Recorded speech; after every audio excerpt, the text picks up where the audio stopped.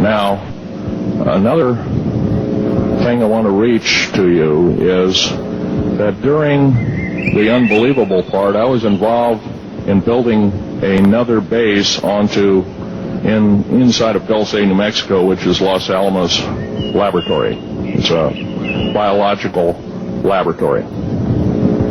On the southwest part of the Archuleta Mesa, we built an underground facility, a better part of 3 cubic miles hollowed out underground.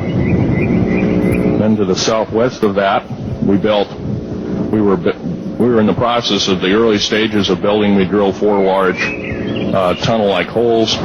Some of them ran 2.5 miles under surface. Number of the original wells or drilling machines that were used were at the rate of 2 miles a day. It was fairly rapid. The equipment kept coming up broken. So we wanted to go down and we wanted to send somebody down there, a human observer, or human observers in this case, to find out what was going on. Well, to our total surprise, first of all, the government knew all about it. They didn't tell anybody. When I saw Green Beret and Black Beret people encamped inside of our geologist camp, I knew something was up. The gig was up. First of all, I knew all about the alien agenda. I'll explain that in a few minutes. The large alien grays had been encamped there for as best as believed possible about 400 or 500 years. It had been one of their internal bases. And we drilled holes right on top of it. All the stinking air, all the black sooty air came right out as soon as the first hole was sunk, and all this soot came up, and well, that's when all the hell broke loose, really, all started. Anyway, after we drilled all 4 holes, it took about 2 days to drill all 4 of them.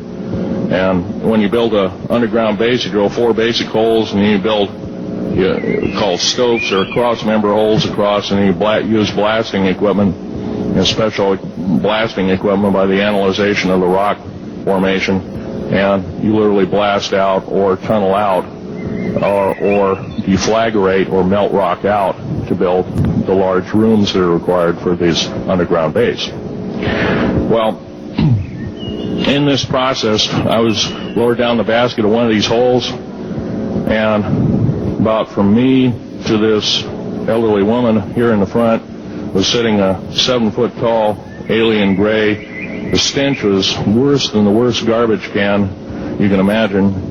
The entity was absolutely horrible. I didn't waste any time. I reached for my pistol. At that time, as an engineer, I didn't have time to carry all the folderol of one of these big submachine guns that all the sea spray and the yellow fruit and all the outer perimeter and inner perimeter security people carried. I carried a little Walter PPK pistol with a 9-shot clip.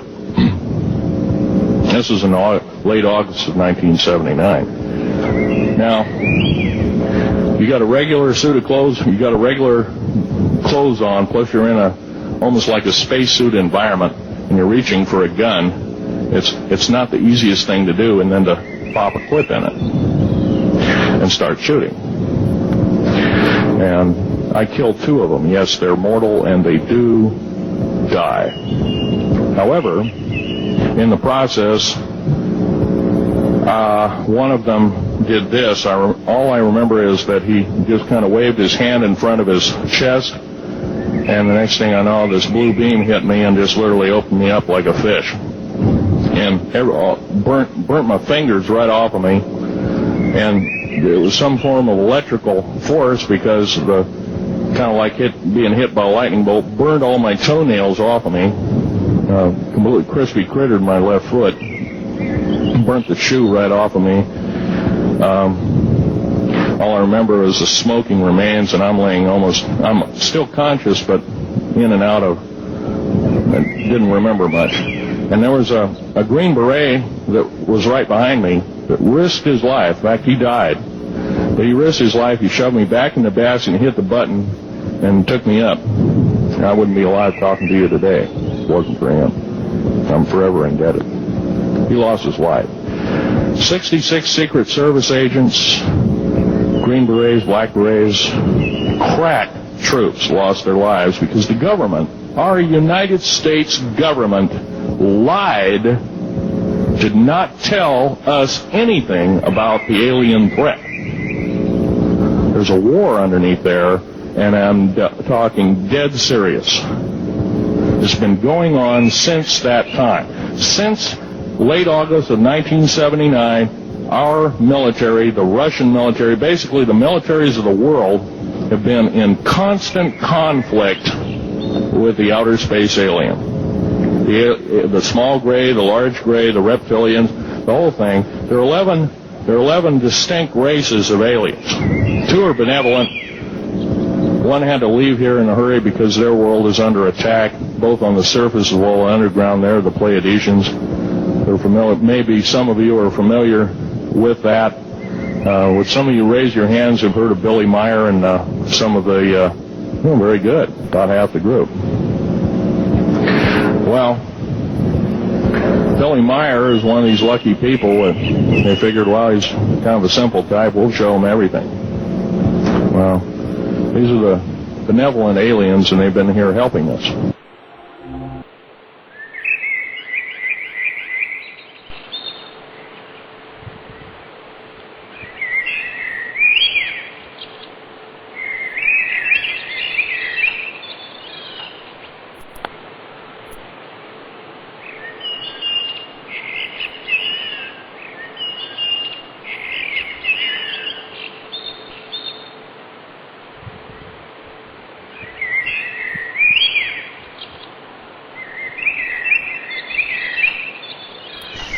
In 1959, the RAND Corporation hosted a deep underground construction symposium. I have a copy of this symposium report, which I'm not supposed to have. Nevertheless, I have it, approximately this thick. In the symposium report, machines are pictured and described which could bore a tunnel 45 feet in diameter at the rate of 5 feet per hour in 1959. Just think what they can do now. It also displays pictures of huge tunnels and underground vaults containing what appear to be complex facilities and possibly even cities. It appears that the previous 5 years of all-out underground construction had made very significant progress by that time. The ruling powers decided that one means of funding the alien-connected and other black projects was to corner the illegal drug market.